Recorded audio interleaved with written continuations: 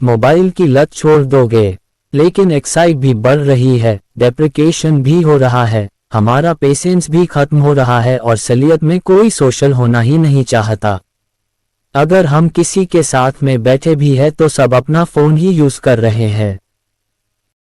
पर अब सवाल ये आता है कि हम इन ऐप्स को छोड़ क्यों नहीं पाते। सोशल मीडिया एप्लीकेशन में दुनिया के बेस्ट बिहेवियर साइकोलॉजी काम करते हैं, जो जानते ही कि किसी भी एप्लीकेशन को एडिक्टिव कैसे बनाया जा सकता है। इसमें बहुत सी ट्रिक्स यूज होती है, लेकिन सबसे इम्पॉर्टेंट ह्यूमन बिहेवियर ट्रिक जो यूज होती है वो है सिग्निफिकेंस यानी इम्पोर्टेंस।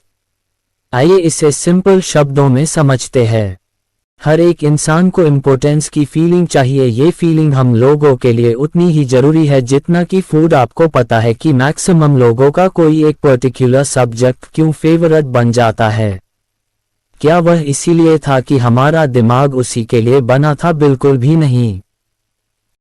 ये सिर्फ इसीलिए है कि हम बचपन में इस सब्जेक्ट में इम्पोर्टेंस मिली थी। हो सकता ही कि हमने किसी सब्जेक्ट में 5 से 10 आवर्स दे दिया हो और हमारे पेरेंट्स या हमारे टीचर्स ने बोला वाह यार ये तो मैथ्स में तेज है, और हम खुश हो गए। फिर हमने मैथ्स में 40 से 100 घंटे और दे दिए।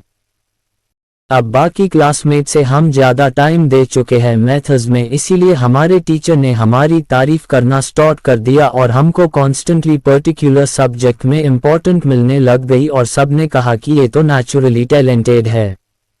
वैसे ही सबको इम्पोर्टेंस चाहिए किसी ना किसी तरीके से। कोई अच्छे कपड़े पहन के स्टाइल दिखा के इम्पोर्टेंस लेना चाहता है, कोई आईएएस का एग्जाम क्लियर करके इम्पोर्टेंस लेना चाहता है, कोई लोगों की सेवा करके सबके नज़रों में अच्छा बनकर इम्पोर्टेंस लेना चाहता है, और ये सच्चाई है।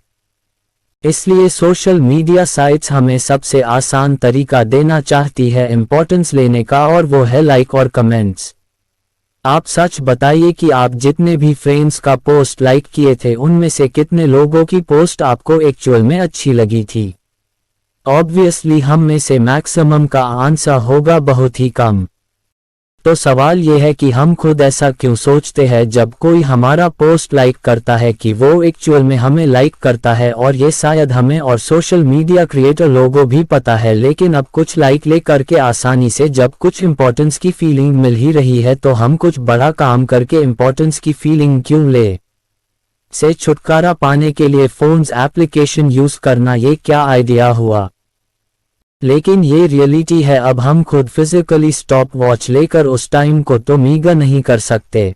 तो दोस्तों, हमने देखा कि ऑन एवरेज एक इंसान सोशल मीडिया में हर दिन 5 से 6 घंटे वेस्ट कर रहा है, जिसका मतलब है कि 10 साल में 19,710 घंटे सिर्फ फोन में वेस्ट कर रहे हैं, यानी 821 दिन, यानी करीबन 2.3 ईयर्स। और ये बहुत ही डराने वाला नंबर है, क्योंकि हम इतने टाइम में किसी भी चीज में जीरो लेवल से किसी पर्टिकुलर फील्ड में बेस्ट ऑफ बेस्ट बन सकते हैं।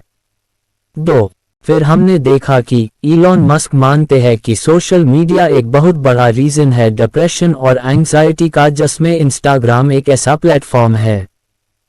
इस प्लेटफॉर्म में हम हमेशा अपने रियलिटी को दूसरों की झूठी लाइफ के साथ कंपेयर करते हैं और दुखी होते रहते हैं, जबकि जो लोग खुद ये चीजें पोस्ट कर रहे हैं उनमें से मैक्सिमम लोग खुद ही दुखी है।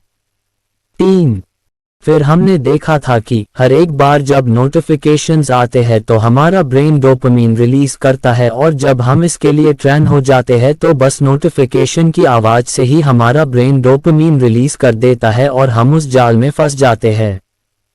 इससे बचने का एक ही तरीका था, जिसे हम डोपामिन डिटॉक्स या डोपामिन फास्टिंग भी कहते हैं।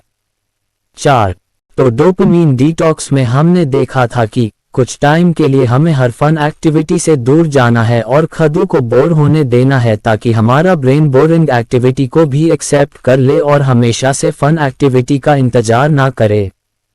5. इसके लिए हमने देखा था कि हम ऐसी एप्लीकेशन भी यूज कर सकते हैं जो हमें पूरे दिन में बताए कि हमने कितना टाइम फोन में स्पेंड किया और किस पर्टिकुलर एप्लीकेशन को कितना टाइम दिया। इससे हम खुद के बहानों को भी ऑब्जर्व कर सकते हैं कि क्या हम इंटरनेट पर सोशल मीडिया पर ज्यादा टाइम बिता रहे हैं या फिर एक्चुअल में कोई लेक्चर या बिजनेस वीडियो देख रहे हैं और अपने गोल को अचीव कर रहे हैं। दोस्तों, हम अगर सोशल मीडिया के बजाय बुक्स पढ़े तो ज़्यादा बेटर आइडियाज़ हमारा ब्रेन प्रोड्यूस करेगा, क्योंकि हम और लोगों के एक्सपीरियंस से सीखेंगे और काफ़ी सारे डिफरेंट फील्ड के आइडियाज़ को कॉम्बाइन करके हमारा ब्रेन नई आइडियाज़ भी क्रिएट कर देगा।